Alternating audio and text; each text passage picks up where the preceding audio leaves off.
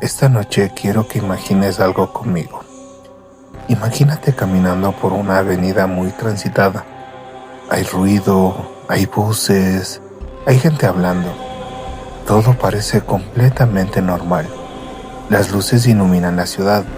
Los carros pasan sin detenerse y nadie parece notar nada extraño.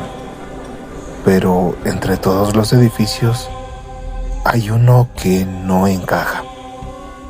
No es el más grande, no es el más antiguo, no es el más llamativo, pero tiene algo que no sabes explicar. Un segundo piso con ventanas oscuras incluso cuando todo alrededor está iluminado. Esa es la casa Matusita. Ubicada en el corazón de Lima, Perú, en una zona donde miles de personas pasan todos los días sin detenerse. Muchos la han visto, pero pocos se atreven a hablar de ella y menos aún se atreven a entrar. Porque la historia que rodea esa casa no es simplemente una leyenda contada para asustar.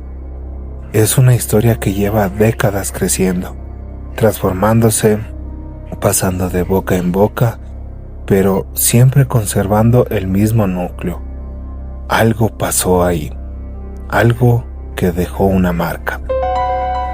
Las versiones cambian dependiendo de quién la cuente. Algunos dicen que a inicios del siglo pasado vivía una familia acomodada en ese lugar, una familia respetable, aparentemente tranquila. Pero una noche todo terminó en tragedia. Se habla de traición, se habla de celos, se habla de una mente que se quebró.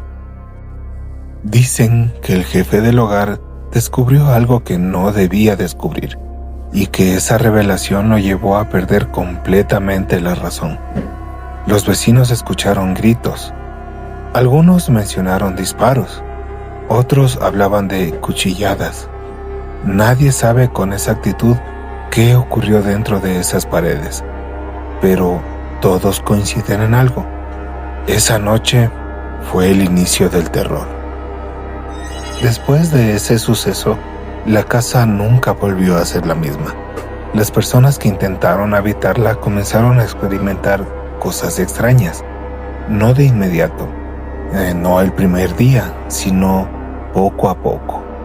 Primero eran ruidos leves, un crujido en la madera, un paso en el piso superior, una puerta que parecía cerrarse sola. Luego venía la sensación constante de estar siendo observados. En este punto es donde la historia se vuelve más inquietante, porque muchas personas que entraron sin conocer el pasado del lugar describieron exactamente las mismas experiencias. Escuchaban pasos en el segundo piso, siempre en el segundo piso, como si alguien caminara lentamente de un extremo al otro y luego regresara, sin descanso, sin detenerse. Algunos trabajadores que ocuparon oficinas en la parte inferior del edificio aseguraban que, después de cierta hora, evitaban subir. Decían que el ambiente cambiaba, que el aire se volvía pesado. El silencio no era normal. Uno de ellos contó que mientras revisaba documentos, escuchó claramente que alguien arrastraba una silla en el piso superior. Pensó que era otro empleado. Subió a verificar. No había nadie. Las luces estaban apagadas, las ventanas cerradas, pero la silla estaba fuera de su lugar. Podría ser sugestión, podría ser imaginación, pero lo inquietante no era un testimonio aislado, sino la repetición constante de patrones.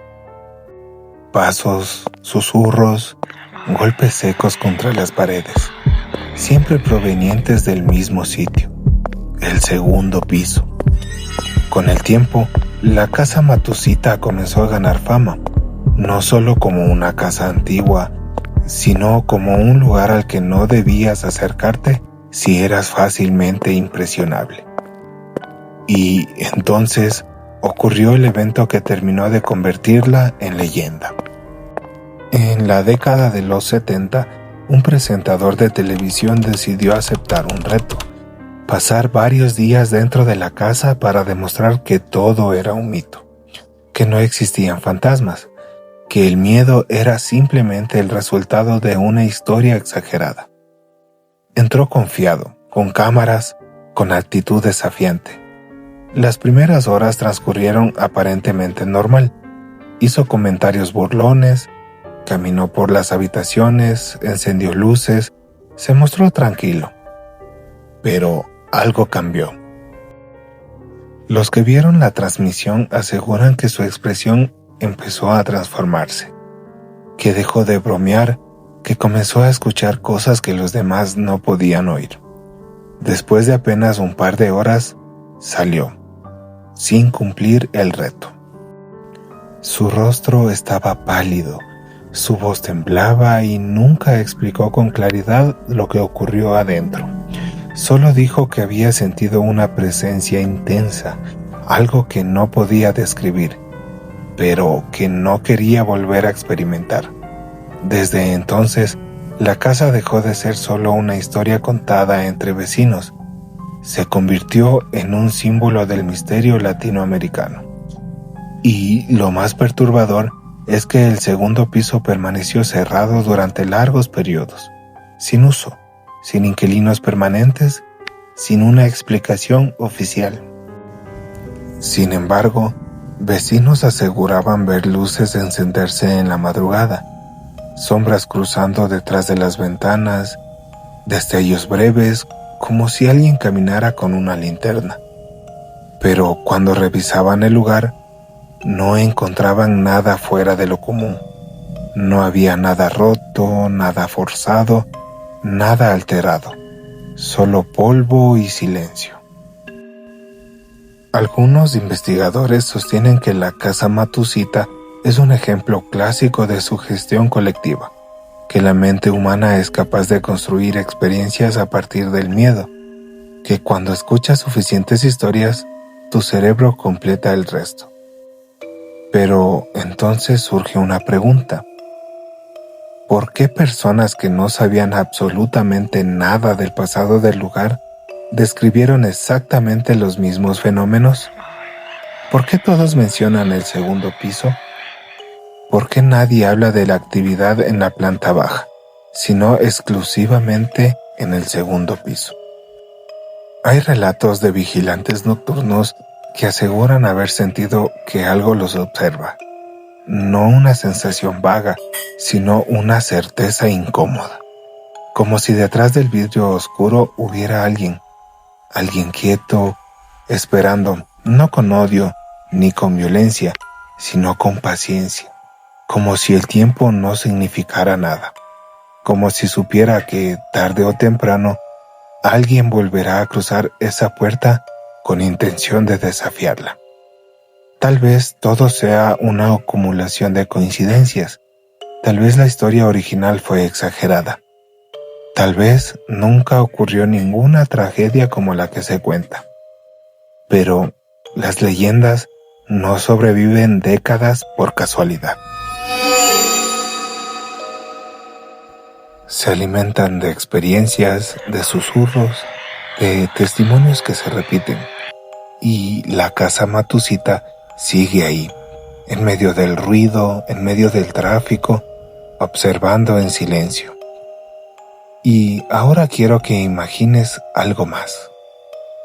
Imagina que estás frente a esa puerta y decides entrar.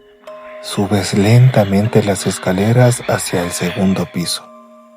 Cada paso resuena, el aire se vuelve más frío y cuando llegas arriba, el silencio no es un vacío, es algo denso, como si estuviera lleno de algo invisible.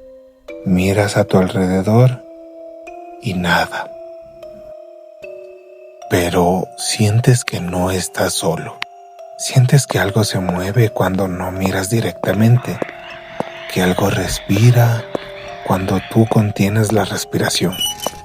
Y entonces entiendes por qué tantos decidieron salir antes de tiempo. Porque el verdadero terror no es ver algo, es sentirlo.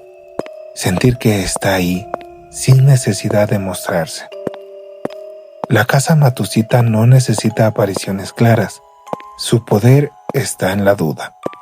En esa pregunta que se queda rondando en tu mente cuando te vas. ¿Y si sí hay algo? ¿Y si todo lo que escucharon fue real? Tal vez nunca tengamos una respuesta definitiva. Tal vez la casa solo sea un edificio antiguo cargado de historias. O tal vez, solo tal vez, sea un lugar donde el pasado no terminó de irse. Y donde algo todavía camina, de un extremo al otro en el segundo piso. Ahora te hago una pregunta directamente a ti, quien me escucha. Si estuvieras frente a esa casa, si tuvieras la oportunidad real de entrar, si las escaleras estuvieran frente a ti, ¿subirías? ¿Te atreverías a quedarte solo, con las luces apagadas, escuchando el silencio? Déjame tu respuesta en los comentarios. Y si te gustan las historias de misterio, de terror y de lugares que esconden secretos que nadie puede explicar, suscríbete ahora a este canal. Activa la campanita, porque aquí no contamos historias para asustar por asustar. Aquí explicamos lo que otros prefieren ignorar. Nos vemos en el próximo video. Y recuerda, no todo lo que está en silencio está vacío.